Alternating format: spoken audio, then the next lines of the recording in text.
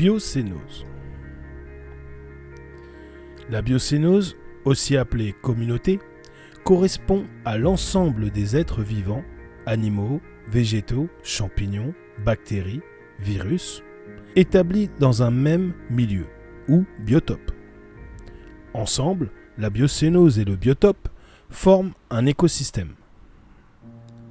La phytocénose et la zoocénose.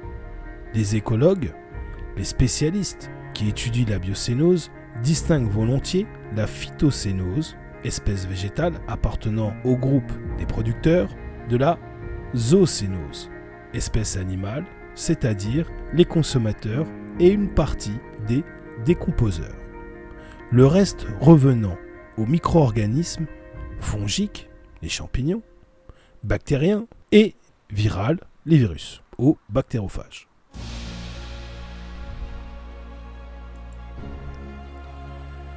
Biocénose. En écologie, la biocénose ou biocénose est l'ensemble des êtres vivants coexistant dans un espace écologique donné, plus leur organisation et interaction. Ensemble, le biotope et la biocénose forment un écosystème. Au sein de la biocénose, les écologues distinguent couramment la phytocénose qui regroupe les espèces végétales, la zoocénose qui regroupe les espèces animales, la microcénose qui regroupe les micro-organismes, la mycocénose qui regroupe les champignons, la pédocénose qui désigne la biocénose du sol. Les termes agricoles cultivés constituent un écosystème particulier, l'agroécosystème. On parle aussi d'agrobiocénose pour désigner la biocénose d'une telle zone. Terminologie.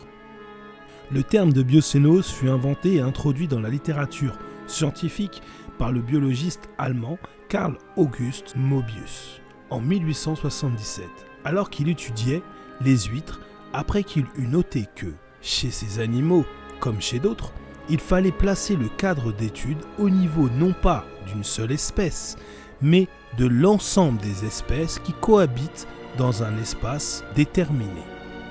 La biocénose diffère du biote, car elle intègre la description de l'organisation des espèces et leur richesse spécifique. Fonctionnement. Un biotope et sa biocénose sont en interaction constante. Ils constituent un écosystème. Les limites spatiales et temporelles d'une biocénose sont celles des populations homogènes qu'elles décrivent. Un changement de population correspond à un changement de biocénose, observé sur un intervalle de temps suffisant. Étude. L'étude des biocénoses est faite par les écologues. C'est un travail délicat dans les écosystèmes complexes, tropicaux notamment, et également dans les milieux marins.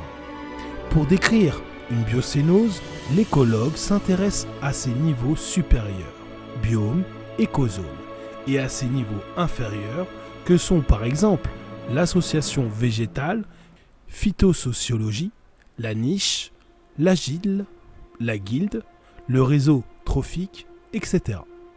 Il s'intéresse aussi aux sous-systèmes, tels que les successions d'invertébrés colonisant un arbre mort, un cadavre, une plante morte, etc. Les biocénoses et leur évolution spatio-temporelle ont une valeur bio-indicatrice.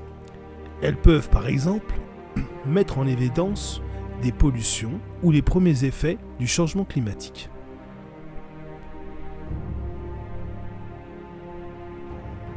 Oseras-tu la symbiose ?